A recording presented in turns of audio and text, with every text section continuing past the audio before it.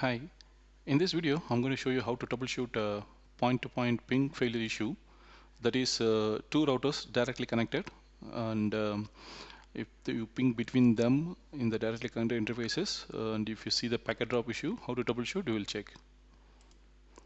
This is my router, iOS XR router. Show run interface GUI.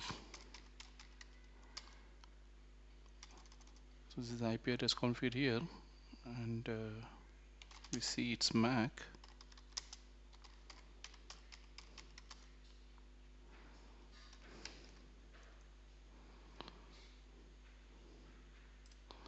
And we try to ping the directly connected router. So this is 192.168.2.2, and it's connected to this router with IP 192.162.1, and its MAC address is ending with D1D1. We'll try to ping.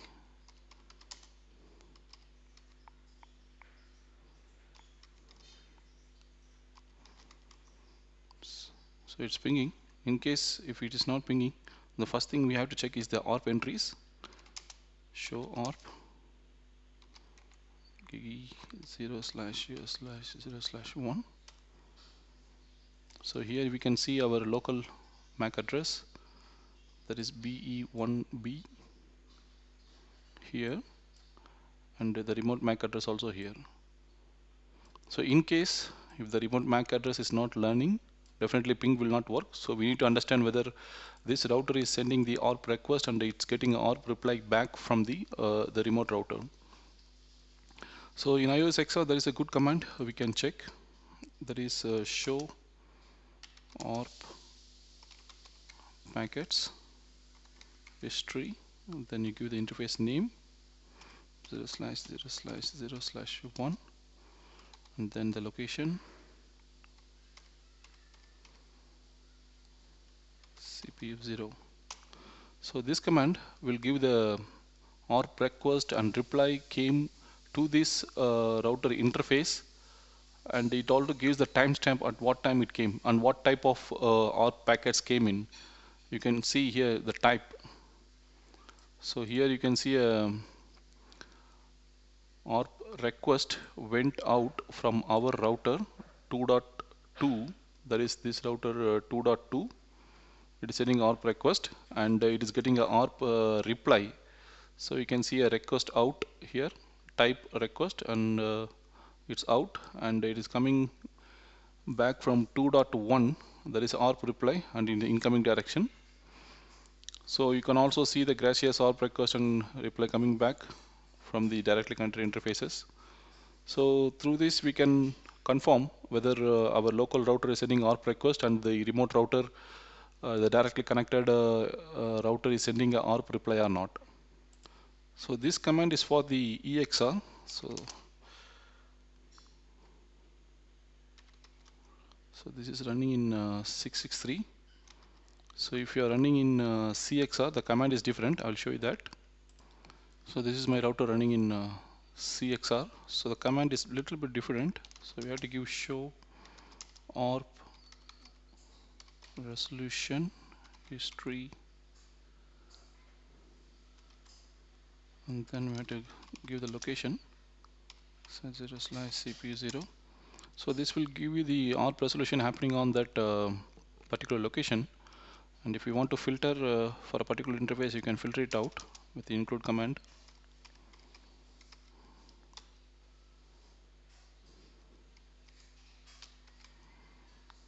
So this will give you the details for the particular interface, how many ARP request and reply happening. If you give the location, it gives the aggregate value for that location. So now coming back to my previous router where we were checking earlier. So right now you can see the request out and request in came at 1456. I'll try to flap the other connected interface and see whether it is creating entries there. So you can see this router MAC address ending with D1D1. It is there here, dynamically learned. So I'm going to flap this interface so that we can see the entries coming and going in this router.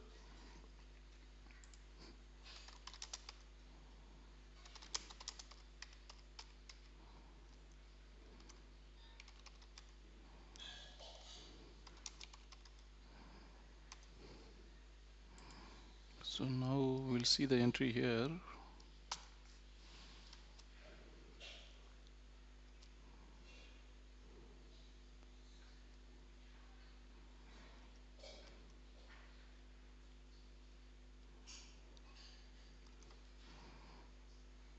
So we can see when it came down and came up on the other side, we received a gracious ARP request inside, and after that this router is sending a ARP request out, and it also receives a ARP reply back.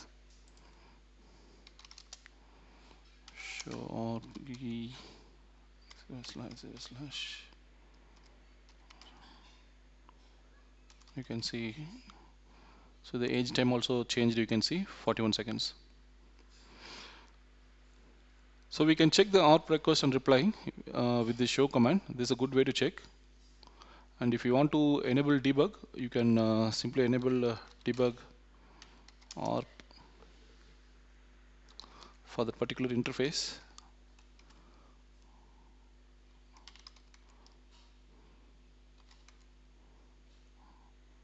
So this will also help you to check the ARP entries coming and going on. And you have to enable the console logging for that. Logging buffered debug.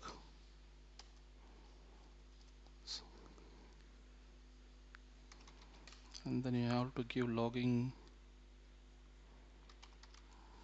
console debug.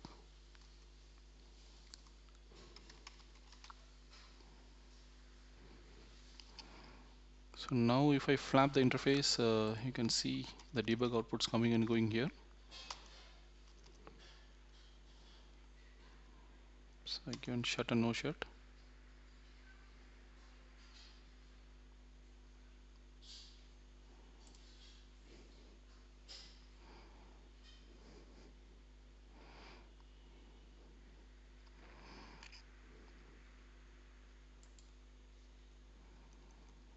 You can see the ARP request and reply going back from this router.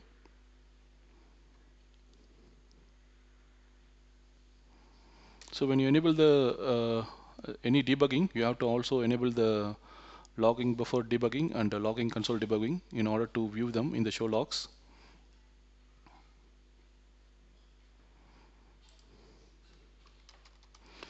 So that's the method how you do the point-to-point ping failure issues. And let's say if you have this ARP entries and still if you see a packet drop issue, then you have to follow the steps that I given in my previous videos, how to troubleshoot a ping failure. You can check the stats by pinging a different packet size. That is with this command show controller interface stats packets. We can choose a particular packet size. Let's say this 512 to 1023. You have like 1020 packets in, and outgoing we see 1023. And if I ping the remote IP, that is your directly connected, show ARP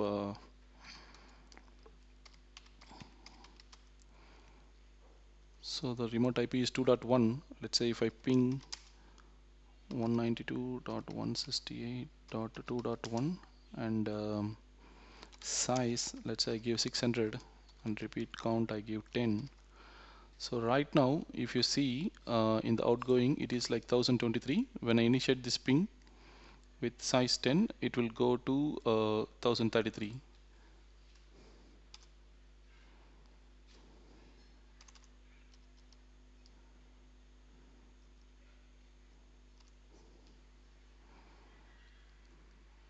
So you can see the 10 packets count got increased, and also here it was the incoming side, it was like 1020, and here it has increased to 1030. So this way we can confirm whether the router is sending the ICMP request out, whether it's getting a reply back or not. Or also you can simply enable debug ICMP and monitor the same. So these are some of the methods when you have a point-to-point ping failure between directly connected interfaces between two routers from your local router, whether the ARP is learned, and if its ARP is not learned, whether the ARP request is sent from your router and it's getting a reply back or not. Let's say the ARP is resolved, then next step is to check whether the ICMP request is going out and coming back. So this you can do, and you can also configure a ACL to check that. Thanks for watching the video. Don't forget to subscribe to this channel so that when I upload some new videos you can get the alerts.